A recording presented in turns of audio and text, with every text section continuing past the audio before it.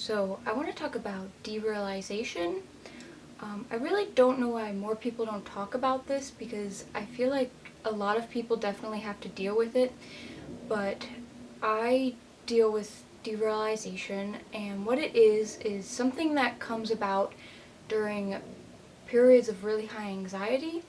It's a coping mechanism of the body, so it's basically a disconnect from reality, from your surroundings, more so.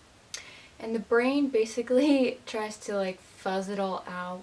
So it's basically a really intense brain fog. What a lot of people describe it as, and what I would describe it as, is it looks like you're watching a movie. So if you know Dodie Clark, she talks about depersonalization, and they're not the same thing, but they go hand in hand a lot of the time. And her video is really good explaining it, so I'll link that below. But depersonalization deals with the disconnect from yourself, and derealization is a disconnect from everything around you. So, yeah, it sucks pretty bad. I started dealing with it in September, so it's been about 5 months or so, and when it first started happening, I was so scared. I was like, why do I feel like this? Like, is my brain ever going to be normal again? And then I went to the doctor and he said, oh, you have fluid in your ear, that's why you feel that way. And I was like, oh, great. And now here I am 5 months later, and it's not better yet. It definitely gets better and worse depending on how anxious I am. I call it feeling really zony because when it's really bad, I can feel it get worse, like if my anxiety is worse. My brain will want to zone out on everything I'm looking at. It's hard not to zone out on stuff when it's really bad. And I was afraid to do a lot of stuff at first.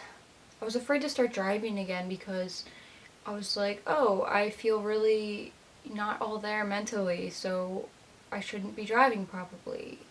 But now I drive and it's fine. Same goes for drinking. I turned 21 in January, so I was in Punta Cana and I wanted to drink so bad, but I sipped on some champagne, but I didn't really feel right, so I stopped. But I figure that I will have my whole life to drink, so it's not that big of a deal. I don't know if it's ever really gonna go away. And I like what Dodie said about when she drinks, she can kind of pretend that like the spaced out symptoms are because of the alcohol and she can feel normal, and I definitely relate to that, but drinking just makes me anxious now, honestly. Which sucks because it's really hard to avoid. Even though I go to a center for anxiety, I haven't gotten any clear advice on how to deal with it. But I think that as my anxiety gets better, which it definitely is, and I heal, and also I stop worrying about it so much and thinking about it, which I hardly ever do anymore because it's just kind of how life is now, I think it will slowly go away. But if anybody knows how to deal with it, how to fix it, please let me know. But until then, I just gotta keep on keeping on. What else can you do?